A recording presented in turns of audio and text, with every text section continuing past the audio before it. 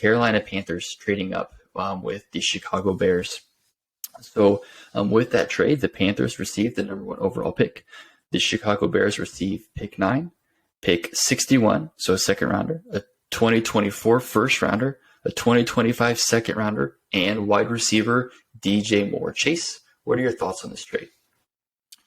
I love this trade for Chicago.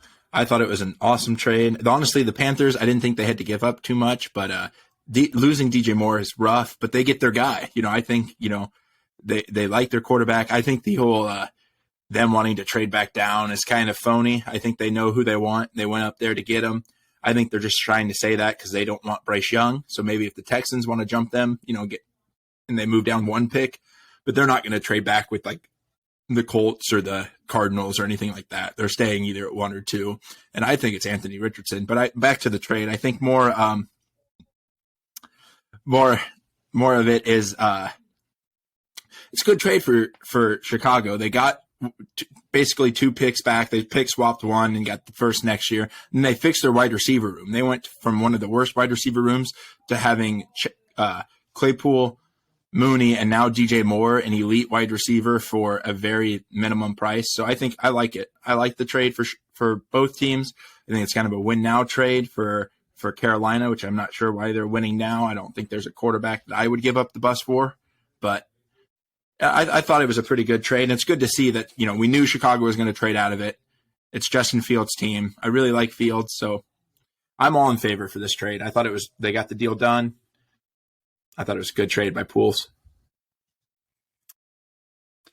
Yeah, so I don't think the trade was bad by any means, but if you're asking me who won this trade, I still think that Carolina wins this trade. And the reason being is because you're moving up from spot 9 to number 1, and you only had to give up 1 first rounder. So that's the first rounder next year. So you only give up 1 first rounder. Granted, the reason why I think people are saying the Bears fleeced the Panthers and got a haul on this trade is for the fact of the wide receiver DJ Moore. Yes, that was obviously the biggest position of need besides offensive line for the Bears. So to get a proven commodity instead of taking somebody in the draft, I think was important. So, in that aspect, I love the trade, but I think the Bears could have got a lot more of this trade. And the reason why I say that is a couple of things. So after this trade, Carolina still has the 2nd most draft capital in this entire draft.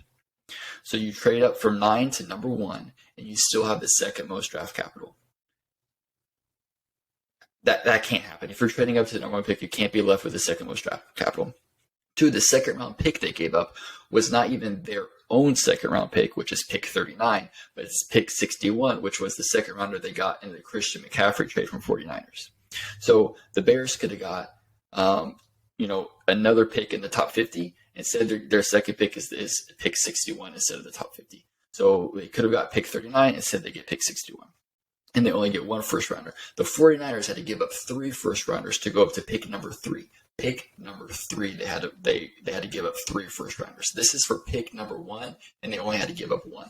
So that being said, I think that the Bears left a lot out there. I think they could have got a lot more from the Panthers for the number 1 overall pick, and so it's surprising to me that they didn't. It really is surprising. If I'm the Bears and I had the number 1 overall pick, and you're a team that needs a quarterback, and you want to go up to my pick, I want all that you have. I want your car. I want your house. I want your firstborn child. I want everything. Like, there's no way I'm leaving you with the 2nd most draft capital in this draft or the next draft if you want that number 1 overall pick. So I think Carolina wins this trade because they still get the 1st round pick, but they didn't really have to give up that much. Yes, the DJ Moore trade, that does hurt them because who's their quarterback going to throw to? I'm guessing they'll address that subsequently with the draft as well, and there's still free agency. They're hosting Adam Thielen, which could be a great pickup. So there's still wide receivers out there. I think they could get Mecole Hardman as well. So there's still some quality wide receivers that they could get to add help to help replace DJ Moore. So in that aspect, I don't think they gave up the farm. I don't think they sold the farm. I don't think they gave up a lot in order to get that 1st round pick. Yeah, I understand that. It didn't seem like the pick that we've seen in the past, like the Jameis Winston when he moved up, he moved for 3 first rounders. Trey Lance moved for 3 first rounders when the Niners moved up there with the Dolphins, was it? I think it was the Dolphins when they moved up. So it wasn't that big of a package, but also there's it's a deep, okay quarterback class. There wasn't a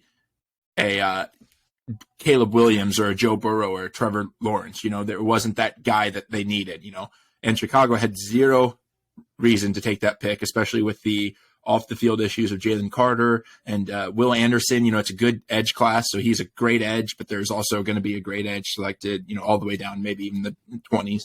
So they didn't need, there was nothing they could do but trade that pick. They were kind of in a pickle there. And they did address, I would say, PFF ranks wide receiver as the second most valuable position on the offense. And they addressed that with a guy that's kind of getting underpaid for his production.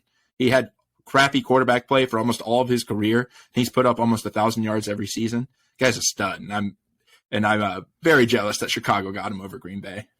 I mean, I know. So I'm not hating on the trade necessarily. I'm just saying if I think the Bears definitely could have got more out of that trade with the Panthers. So that's why I'm going to say this is a Panthers win, is because the Panthers really didn't have to give up that much in order to get the first overall pick. So the when it's saying the Bears fleeced or got a haul, I'm not buying it. I think they should have gotten a lot more. I think they could have got a lot more. I was surprised they traded with the Panthers. I thought for sure it would have been with the Colts. Honestly, I think that the Colts definitely would have been the team that I thought would have happened. Obviously they went, with the Panthers. I think honestly the Bears were wanting a top tier wide receiver in that trade. And I think the Colts just weren't going to be able to give up one of their receivers.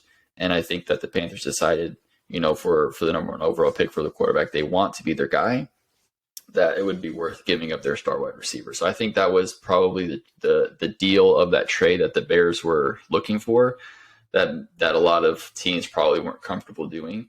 And so the Panthers were, and so they got the number 1 overall pick.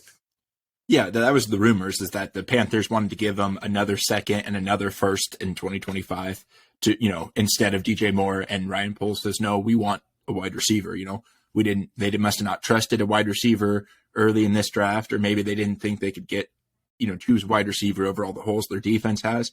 But I like the trade for Chicago more than Carolina, because I don't think Carolina's in a position to draft a quarterback. I think they should have just, in a division that, if a good rookie season could probably win them. They've got a good defense. They get a good rookie quarterback, could probably win them that division, potentially, depending on what the Saints do the rest of free agency. But, man, they could have been so bad and tanked for like a Drake May or Caleb Williams. I know the teams don't really tank, but just surprising that they made the jump with their roster already how it is in that division, when they could have just sat back and been bad for another season and got an elite guy next year. Yeah, so I guess that's where we differ, because I look at Bryce Young as that elite type of player, and I see CJ Stroud as a close second. And so I do think both of those quarterbacks are starting NFL caliber franchise quarterbacks, and will definitely make a difference on whatever team they get drafted to. So we'll see if the Panthers will go with one of those picks, where they'll swing big for AR.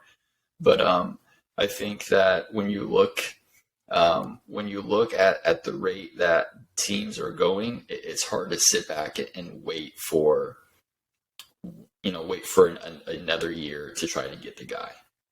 Whenever you have somebody up there that you like to go out there and compete with, it's hard as a team. It's hard, as a fan base.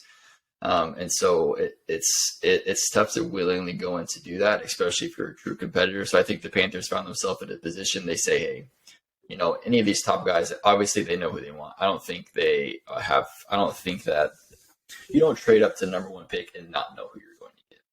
So exactly. Where they're like, they like multiple guys here, they're going to use this rest of the time to figure out who they want. I think that's BS. I think that's just trying to throw stuff out there. You don't give all that to trade up to the first overall pick and not know who you're going to get. So they know exactly who they're going to get. And I think, obviously they feel like that's going to be a difference maker for their team. And so now the rest of the draft and the rest of free agency, which they're adding a lot of new pieces. The Carolina I'm really loving their free agency class, to be 100% honest with you. Miles Sanders, Hayden Hurst, They're getting a lot of weapons there on offense to surround for their young rookie quarterback. And that's what they're going to have to do. They're going to have to get talent for their young rookie quarterback. There's going to be rookie struggles. There's going to be growing pains, that transition. And so they got to surround them with talent. Obviously, we've seen a lot of these guys that have struggled until they get a top-tier wide receiver. Josh Allen, Jalen Hurts, a lot of these guys when that transition struggled for a little bit, but once they got that top-tier wide receiver, they went off. And so that's what Carolina is going to focus on doing, is trying to get, surround their young quarterback with weapons to give them the best chance of success. Yeah, I agree. Their free agent class is shaping up pretty well. And the thing is they also, you mentioned they have the second most draft capital. There's a lot of wide receivers that have already, taken to Twitter or their teams. Brandon Cooks wants out. Courtland Sutton's looking like he wants out. Jerry Jeudy might be on the move. So they could still make a play for one of those guys with, one of their picks that they have left over, out of Cooks or Courtland Sutton to that team be a quarterback's best friend. So they're not done. I don't think they're done with the trades if they're this aggressive. I think they're going to go kind of more aggressive. But I think a lot of it too, why they're going up to get a guy, is I think because Frank Reich, he's kind of a known quarterback whisperer in the league, and so they feel confident in whoever they're going to get, that Frank Reich will be able to help coach him up and whisper in his ear the things to do it and get him ready to play at an elite level, because whoever they draft is going to start week one. They don't have the luxury of sitting behind a veteran player to learn and to grow, so they're going to start week one, throw into the fire, and so. Frank Reich, I think, is a good coach to be able to help prepare that. The other question, though, now is, what do you do with Matt Corral? Yeah. When Matt Corral, and they just signed their bridge quarterback, Andy Dalton, who we'll probably see start week one. He'll start 2 or 3 weeks, like Tyrod job, and then whoever's the drafted will take over. But Corral, they spent a 3rd-round pick on him. I thought he was the best quarterback last year. He was my QB1, broke his ankle in preseason. Teams, do they want him? He's not going to be valuable to your team anymore now that you have, you traded up. We haven't seen him play football in years. He got hurt in the bowl game. He gets hurt immediately when he comes into the league. So he's been out of football for an extremely long time. And it's unfortunate. I was super excited to kind of see what he was going to be able to do at the NFL level. But at that point, it's just kind of like, do you take a risk? Do the Panthers release him? Do they keep him on? Does somebody trade for him, like a 6th, 7th rounder, just to see?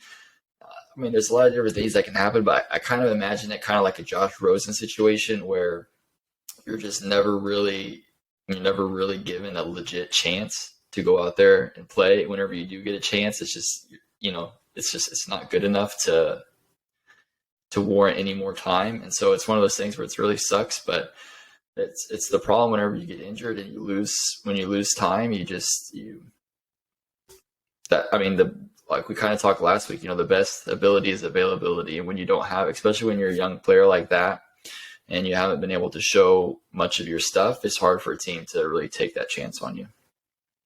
Yeah, I agree. There's a lot of QB needy teams, so maybe they get lucky and get, a late day three offer for him. Or maybe he sticks around and does that kind of Gardner Minshew role, right? Where he's a quality backup that can win maybe 1 out of 2-3 games, because that's kind of who he reminds me of. He's got that short stature, accurate enough arm, but not very deep.